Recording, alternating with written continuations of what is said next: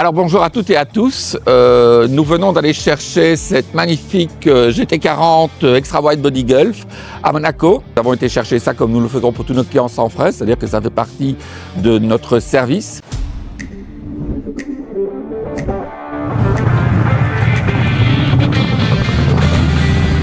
Alors comme nous faisons d'habitude et pour tous nos clients, avant de charger la voiture, nous regardons en sa compagnie tous les niveaux, huile, liquide de refroidissement. Et si il manque quelque chose, nous lui signalons et nous montrons également par où le niveau et le remplissage doivent se faire. Alors dès qu'une voiture arrive en notre atelier, par principe on aspire l'essence qui est dans le réservoir pour pouvoir en fait y mettre de la nouvelle, de la 98 avec un additif qui permet d'augmenter le taux d'octane. Il faut savoir qu'en fait l'essence avec le temps se dénature et une voiture fonctionne bien avec un taux d'octane élevé. Alors ceci c'est le reste-gaz, donc on y met une très faible quantité. C'est en fait un additif assez puissant. C'est quelque chose qu'on peut vous fournir si vous le désirez. Et franchement, ça change totalement le comportement de la voiture. Alors on met toujours uniquement un peu plus que la quantité de ce qui est nécessaire pour les essais, pour justement à chaque démarrage et à chaque essai repartir avec en fait de l'essence la plus récente possible. Donc quand on met le contact en tournant la clé, on remet le volant. C'est un volant détachable, on vérifie qu'il est bien verrouillé et là on va pouvoir avec le bouton poussoir démarrer. Regarde que la pression d'huile soit bien montée, on la laisse au ralenti et on laisse tourner un tout petit peu la voiture avant de partir avec pour qu'il y ait déjà une légère montée en température.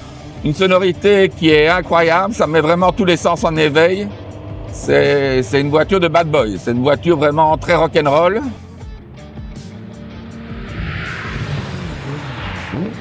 Et alors c'est là que je vais commencer à faire mes to-do list et faire en sorte que la voiture soit à son top niveau à 110% quand elle sera remise au client. Donc ici, déjà ce que j'ai remarqué, il faudra faire un réglage châssis parce que la voiture a tendance vraiment à trop chercher sa route.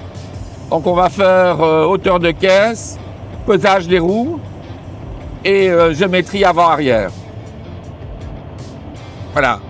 On remarque ici le volant part légèrement à gauche-droite et ça c'est parce que avec le temps la voiture ça peut tasser et donc on va devoir relever la suspension.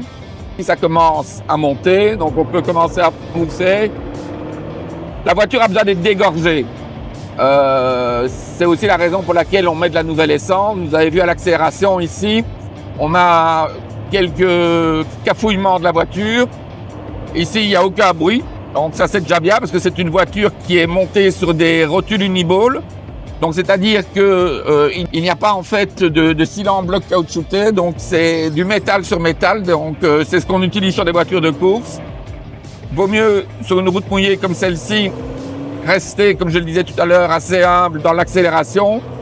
On peut commencer à monter un peu en régime, mais tout ça en effleurant l'accélérateur, parce que ce genre de voiture peut quand même, avec des pneus froids, avoir tendance à glisser.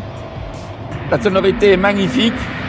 On a vraiment l'impression, et c'est pas qu'une impression, que le moteur se trouve dans votre dos, et il se trouve dans votre dos. On va pouvoir, au démarrage, pousser un peu plus en régime.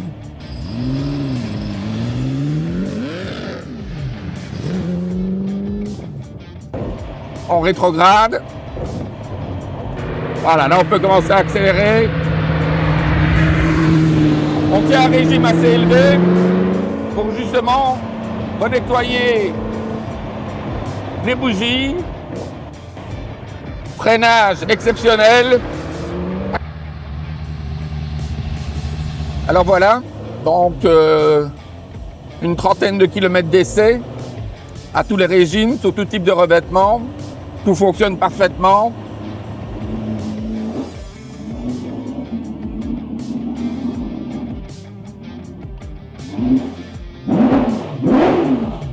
Alors maintenant que la voiture est bien chaude, principalement l'huile, puisque j'ai remarqué que le manomètre de température d'huile a légèrement monté. On va vidanger le moteur et la boîte de vitesse, enlever le filtre à huile.